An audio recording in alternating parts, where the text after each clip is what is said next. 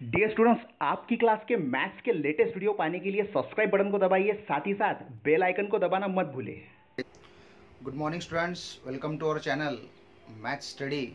Today we are going to discuss a new topic, Venn diagram. So let's begin. So we will see what are the Venn diagrams. Now as per the definition is there, a set is represented in the diagrammatical form. Whenever the set is represented in the form of diagrams, it is called Venn diagrams. It is a closed figure. It may be circle, rectangle, square, anything. For example, we have a set A. Set A 1, 2, 3, 4. You can say that this is set A 1, 2, 3, 4. So both are the similar things, but here we use the traditional notification of set, that is by using curly brackets and giving commas. Here what we have done, here we have made the set in the form of circle. I may use a square, rectangle, everything I can use. Okay, Venn diagram. John Venn was the logician. Venn is the name came from the logician John Venn. Okay, so that is the biography is also given in textbook. You may check out that. Apart from Venn diagrams, we have to see certain complementary definitions also. For example, subset, the most important definition in the set family, subset. Now we will see subset. What is subset? Now if I make a set B, and in this set B I took some elements, either 1, 2, I take one element and make a set, I take another two elements, I may take 1, 3.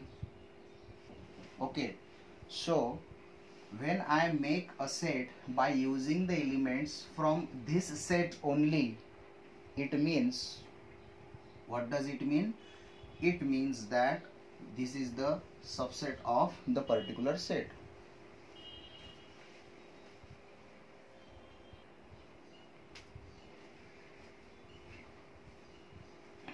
थोड़ा हिंदी में समझाऊंगा। आपके पास एक set है, उस set में से आपने कुछ एलिमेंट्स लिए और दूसरे सेट बनाए, तो उस ये जो नए सेट बन रहे हैं, इन्हें इस सेट का सबसेट कहा जाता है। बस सीधी सी बात। आप इसमें से 1, 2, 3, 4 एलिमेंट्स है, तो आप एक काम करो, उसमें से कोई भी एक लो, यानी 1 सिर्फ 1 लिया, सिर्फ 2 लिया, सिर्फ 3 लिया, सिर्फ 4 लिया, तो उनके भी सबसेट बनेंगे।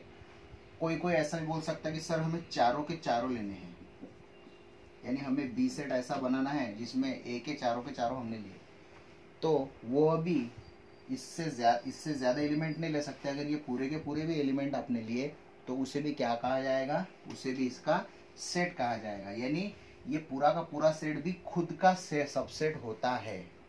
समझ रहे बात को? एक बड़ी बात कह रहा हूं मैं कि every set is the subset of itself. ठीक है। और एक बात ऐसी है कि जो एम्प्टी सेट फाई होता है, जिसे हम फाई से दर्शाते हैं, एम्प्टी सेट, नल सेट, ये नल सेट जो होता है, ये भी हर सेट का क्या होता है? सबसेट होता है।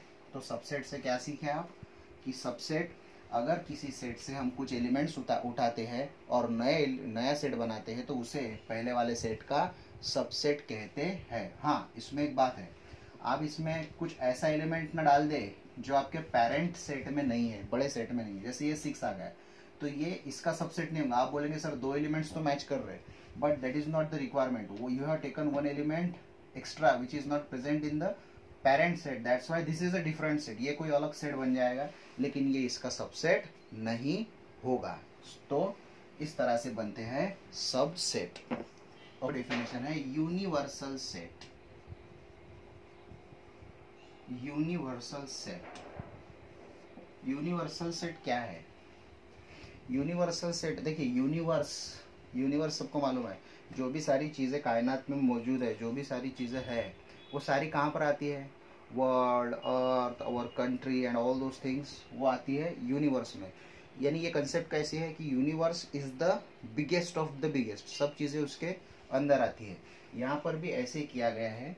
यूनिवर्सल सेट का मतलब है a set which contains all the sets in that context. यानी एक ऐसा सेट होता है ये कि उस प्रॉब्लम के बाकी के सारे सेट उसके सबसेट बनते हैं। फॉर एग्जाम्पल, एक एग्जाम्पल जब आएगा तब मैं एक्सप्लेन करूंगा आपको, ठीक है।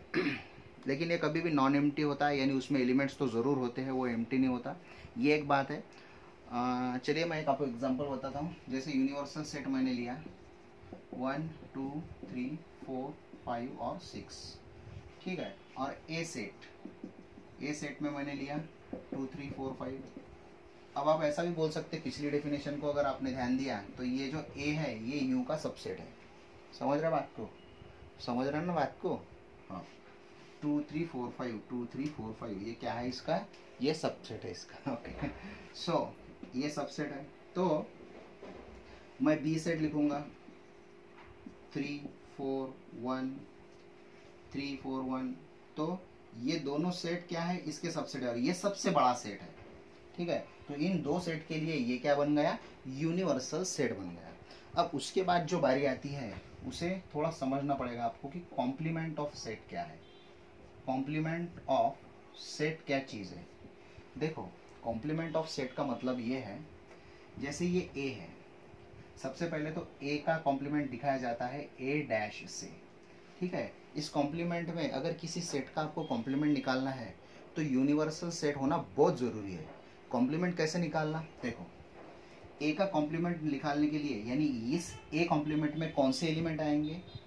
जो यू में है और ए में नहीं है। ध्यान दो, जो यू में है ए में नहीं है वो ए कॉम्प्लीमेंट में आएंगे। जैसे यू में 1 है, ए में है क्या 1? नहीं, तो वो ए कॉम्प्लीमेंट में आएगा। 2 है, 3 है, 4 है, 5 है, 6 नहीं है, तो ये ऐसा इसमें आ जाएगा, ठीक है। ए और ए कॉम्प्लीमेंट या कोई भी सेट और उसका कॉम्प्लीमेंट, इनके एलिमेंट्स कभी भी सेम होते नहीं हैं, ये बात आप ध्यान में रखो, ठीक है। अब बी कॉम्प्लीमेंट अगर हम निकालना चाहें तो बी कॉम्प्लीमेंट में कौन से एलिमेंट आएंगे? ऐसे यू के एलिमेंट आएंगे बी कॉम्प्लीमेंट में जो बी में नहीं है। जैसे 3 4 1 है तो 1 5 6 डाल देंगे, 1 5 6 ऐसे एलिमेंट्स, ठीक है। तो कॉम्प्लीमेंट में हम क्या लेते हैं? कॉम्प्लीमेंट में यूनिवर्सल सेट में से कोई भी सेट माइनस कर देना, तो जो सेट माइनस किया उसका कॉम्प्लीमेंट हमें मिल जाएगा। जैसे ये यूनिवर्सल सेट है, इसमें से हमने ए निकाल दिया, 2 3 4 5 निकाल दिया, तो जो निकाल दिया वो जो बचा वो यूनिवर्सल सेट में 1 और 6 बचे थे, वो उसके कॉम्प्लीमेंट में आएगा। So in this way we build up the complements. Okay, so in this way we have taken some definitions, ठीक है। सबसे पहली प्रॉपर्टी है कि देखो, अगर आप किसी सेट का कॉम्प्लीमेंट लेते हो और फिर से एक बार उसका कॉम्प्लीमेंट लेते हो तो आपको वही सेट मिलेगा। तो ये प्रॉपर्टी आपको सिर्फ ऐसे ध्यान में रखनी है कि complement of the complement is the set itself, यानी किसी सेट के कॉम्प्लीमेंट का कॉम्प्लीमेंट लिया तो वही सेट हमें मिलता है।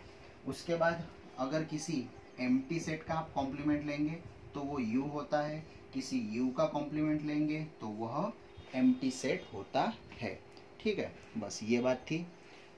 हाँ, चौथे में उसने बताया है कि कोई भी सेट हमेशा सबसेट होता है यू का, और उसका कॉम्प्लीमेंट भी यू का सबसेट होता है, ठीक है। ये भी एक बात है। और जो चीज़ मैंने बोली थी कि a set and its complement they never have, what do they never have? They never have same elements। जैसे अब यहाँ पर मैं आपको एक्सप्लेन करूँगा। U में है सपोज 1 2 3 4 5 और A में है सपोज 1 2 3। समझ रहे बात को? अब A कॉम्प्लीमेंट में क्या आएगा? A कॉम्प्लीमेंट में अगर A में 1 2 3 है तो 1 2 3 छोड़ के क्या बचा U में? 4 5, वो उसके कॉम्प्लीमेंट में आएगा, ठीक है। अगर आपको कोई बोले कि इस कॉम्प्लीमेंट का भी कॉम्प्लीमेंट लेना है, यानी ये जो कॉम्प्लीमेंट है 4 5 छोड़ के U में क्या बचता है? 1 2 3, ये हो गया उसका कॉम्प्लीमेंट। 1 2 3 बचता है, लेकिन 1 2 3 कौन है? A है, तो A यानी कॉम्प्लीमेंट का कॉम्प्लीमेंट A बन गया। समझ रहे बात को?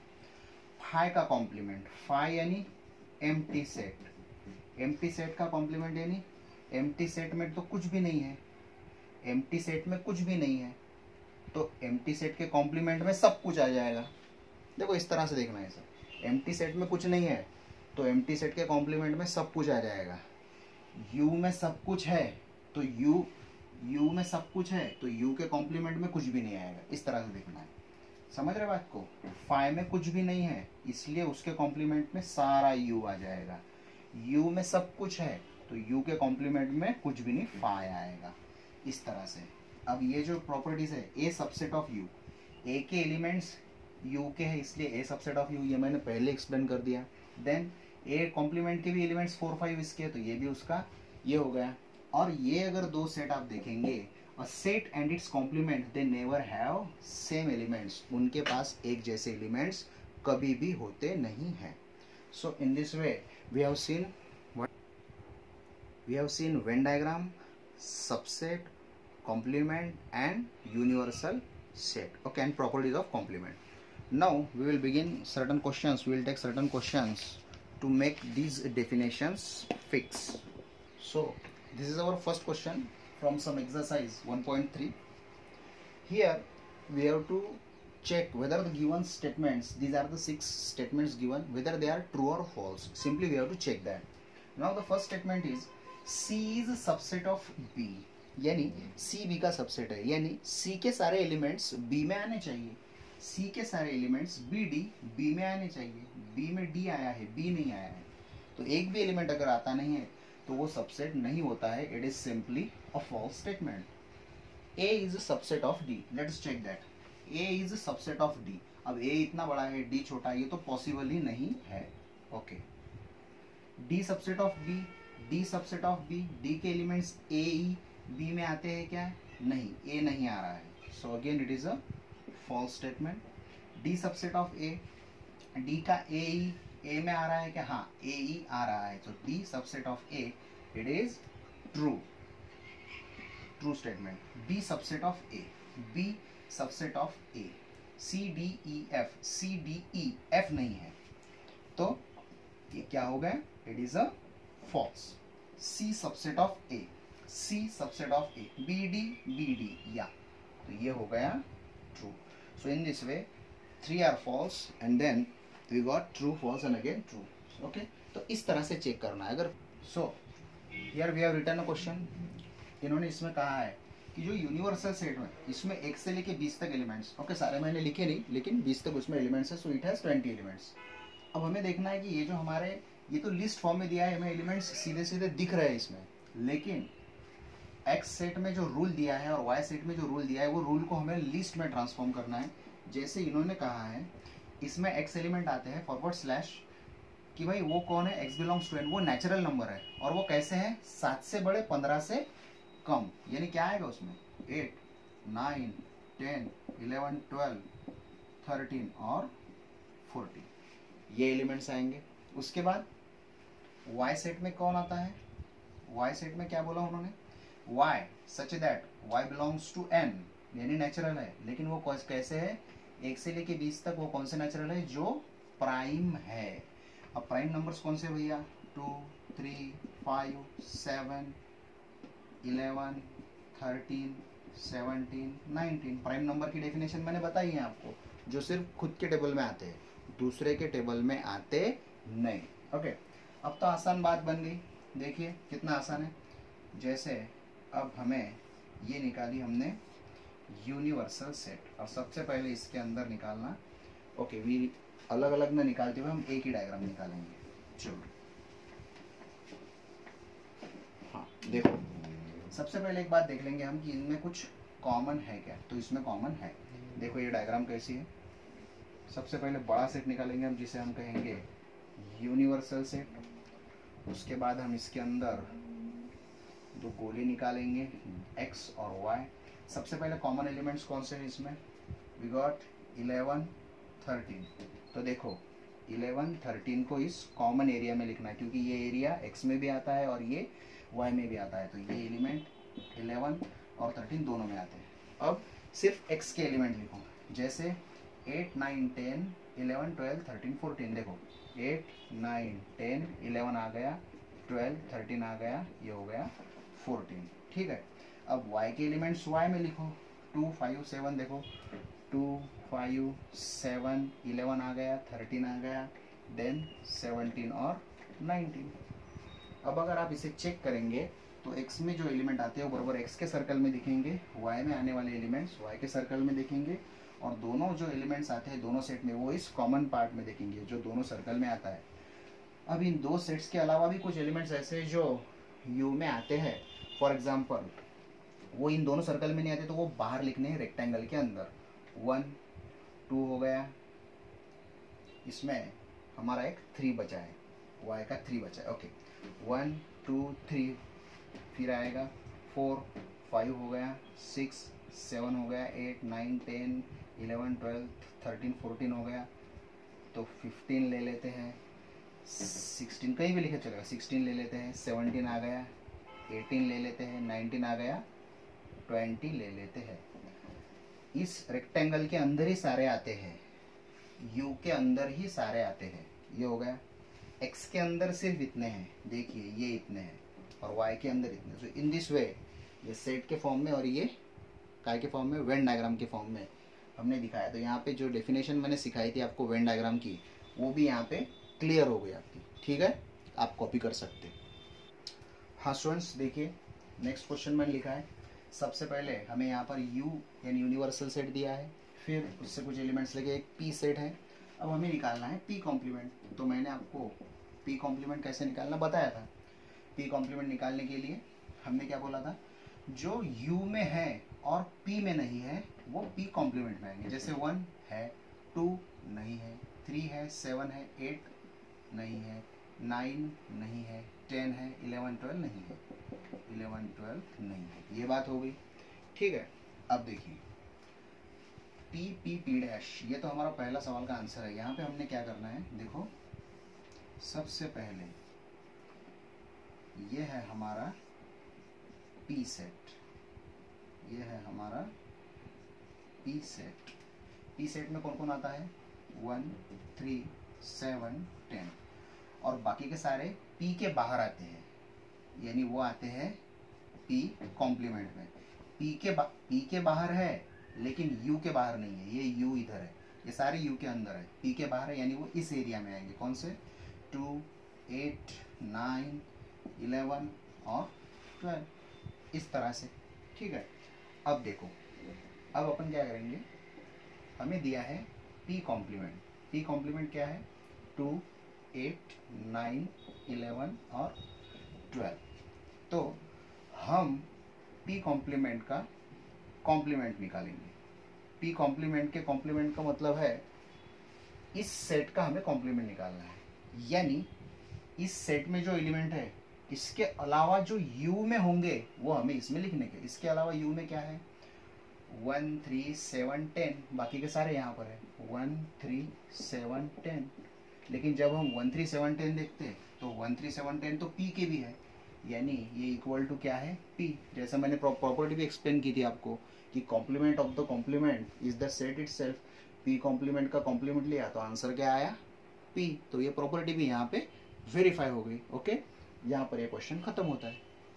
हमें सबसेट्स लिखने के, देखो ये जो क्वेश्चन में पढ़ा रहा हूँ ये कोई एक्सरसाइज होगी शायद नहीं होगी, that is the different thing, लेकिन आमतौर पर मैथ्स की एक ये होती है, पद्धत होती है, एक प्रोसेस होती है कि जो डेफिनेशंस आप पढ़ते हो उन डेफिनेशंस को और कॉन्क्रीट करने के लिए, फिक्स करने के लिए, पक्का करने के लिए उन पर बेस्ड आपको क्वेश्चन सॉल्व करके देखने पड़ते हैं। सो दैट जैसे मैंने कॉम्प्लीमेंट का कॉम्प्लीमेंट सेट इटसेल्फ कहा, ये हो गई मेरी प्रॉपर्टी। अब उसको मैंने फिक्स करने के लिए 2 एग्जांपल्स आपको समझाएं, ओके। तो इन दिस वे, जैसे सबसेट की डेफिनेशन आपने पढ़ी तो इस क्वेश्चन में एक्चुअली हम सबसेट निकाल के देखेंगे। उन्होंने कहा है 3 सबसेट, हम 2-4 और सबसेट निकालेंगे। जैसे मैं कहता हूँ कि मैं सिंगलटन सेट एक एक का निकालूंगा, कोई कहेगा सर हम 2-2 सेट के एलिमेंट्स निकालेंगे, कोई कहेगा सर हम 3-3 एलिमेंट्स लेते हैं और उससे सबसेट बनाते हैं, तो वो कुछ भी कर सकते हैं, ठीक है।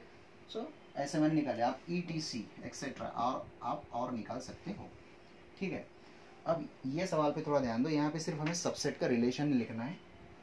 P का मतलब है पुणे में रहने वाले लोगों का सेट, M का मतलब है मध्य प्रदेश में रहने वाले लोगों का सेट, I का मतलब है इंदौर में रहने वाले लोगों का सेट, B का मतलब है भारत यानी इंडिया में रहने वाले लोगों का सेट, और H का मतलब है महाराष्ट्र में रहने वाले लोगों का सेट। सीधी सी बात है, जो लोग पुणे में रहते हैं वो महाराष्ट्र में तो रहते ही हैं, सो P is the subset of H। जो महाराष्ट्र में रहते हैं भैया वो तो इंडिया में रहेंगी, तो H is the subset of B।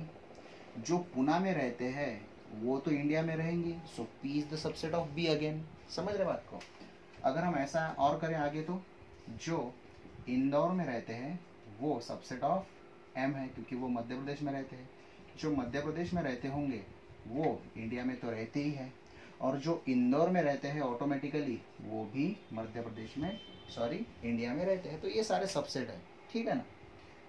In this way we have completed the amount of questions required to explain the definition. डेफिनेशंस को एक्सप्लेन होने के लिए जितने भी क्वेश्चन सॉल्व करने थे वो हमने इस एक्सरसाइज के जरिए कर लिए। ओके, तो अगली एक्सरसाइज में, अगले वीडियो में मैं मिलूंगा आपको और भी नए क्वेश्चंस, नई कंसेप्ट सेट्स की लेकर। Okay, so up till now, good bye.